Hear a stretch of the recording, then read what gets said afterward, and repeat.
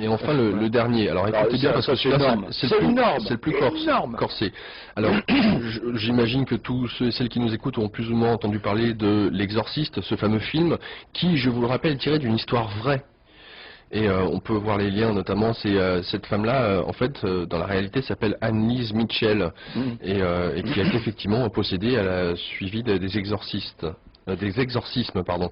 Bref, il faut savoir que à Rome, c'est le père Gabriel Amorce qui est responsable donc de tout ce qui a trait aux exorcismes. C'est l'exorciste officiel du Vatican. Ouais. Attention, c'est pas n'importe qui. Et voici ce qu'il vient de faire, ce monsieur. Il vient de dénoncer ce que tu avais abordé dans Notre-Dame de l'Apocalypse et 777, à savoir l'incroyable et impensable réseau au sein même du Vatican, digne de l'ancienne loge Pie II. P2, ouais. Je sais, vous avez du mal à y croire, et pourtant, nous dis-tu Pierre, lisez ce papier signé par une agence de presse catholique. Ouais, donc un exorciste extrêmement connu à Rome a publié récemment un livre de souvenirs dans lequel il déclare donc il connaît l'existence de sectes sataniques au sein même du Vatican, où la participation, et que sa participation touche en fait tout le collège des cardinaux. Wow. C'est une bombe ça. Ah oui, c'est une bombe. Pardon. Et donc, donc le père Gabriel Amorce donc a affirmé, oui, également au Vatican, il y a des membres de sectes sataniques. Incroyable. Lorsqu'on lui a demandé qui sont les membres, etc., qui sont dans cette communauté, il a répondu, il y a des prêtres, des monseigneurs et également des cardinaux. Voilà, fin de citation. Alors le père Amorce ajoute qu'ils font ce qu'ils veulent, puisque les autres prêtres, évêques et cardinaux, eux, ne croient même plus à l'existence du diable. Donc c'est assez amusant finalement. C'est ceux qui croient plus, qui ont perdu la foi. C'est-à-dire que tu as 80% des curés modernes, ceux qui croient plus à rien, ni aux anges, aux démons, etc. Et les 20% restants. T'as quand même, donc tu as 10% si tu veux qui eux, ils croient encore, Dieu merci, c'est le cas de le dire.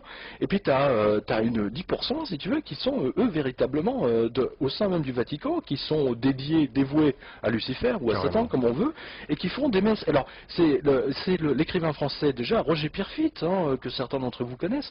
Il avait rapporté ça il a présenté sous forme de roman, mais ça s'appelait Les Clés de Saint-Pierre, vous pouvez le retrouver donc en livre d'occasion, c'est un livre extrêmement intéressant. Malachi Martin, puisque Malachi Martin on a parlé également, dans plusieurs de ses livres. N'oubliez pas que le Malachi Martin était donc l'assistant de Jean 23 et de Pie, je ne sais plus combien. Bref, il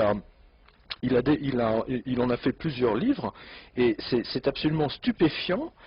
Et moi j'ai des infos effectivement comme quoi donc à plusieurs reprises ils ont essayé de consacrer la basilique Saint-Pierre à Satan. C'est authentique. Non, ils ont essayé de le faire, ils n'ont pas pu finir. Non mais c'est absolument stupéfiant.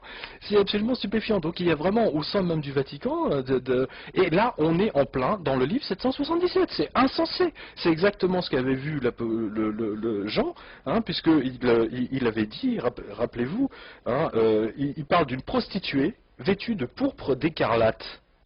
Alors je rappelle que pour ceux qui ne le savent pas, que les évêques et les cardinaux sont justement vêtus de pourpre d'écarlate. Et je rappelle aussi que quand il a écrit ça, donc l'Église n'était même pas constituée. Il y avait quelques chrétiens qui se baladaient, qui pouvaient même pas imaginer une seconde que tout ceci deviendrait une Église gigantesque avec 2 milliards d'âmes 2000 ans plus tard ou presque, et que les cardinaux et les évêques seront vêtus de pourpre et d'écarlate. Donc c'est l'ange qui a montré ça à Jean. Là on est en plein dans 777. J'en suis scotché.